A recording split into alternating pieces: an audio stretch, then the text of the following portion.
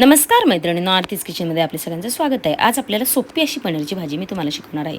तर मी कढई गरम करायला ठेवली, त्याच्यात तूप टाकले, जिरं टाकले आणि कांदा टाकलाय. कांदा परतून घ्यायचा आहे छानपैकी. कांदा परतल्यावर त्याच्यात आपल्याला टाकायची आहे ती ढोबळीनंतर आपण टाकूया टोमॅटो.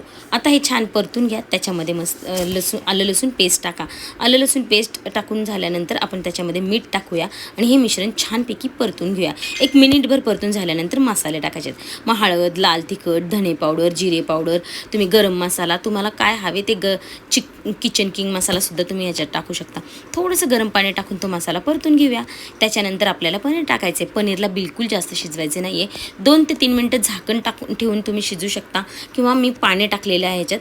पाणी टाकून तुम्ही 2 मिनटं झाकण ठेवून पनीर शिजवा. दॅट्स इट, आपली भाजी रेडी आहे. त्याच्यामध्ये कोथिंबीर आणि कसुरी मेथी लास्टला टाका आणि 1 मिनिटभर भाजी परतू द्या.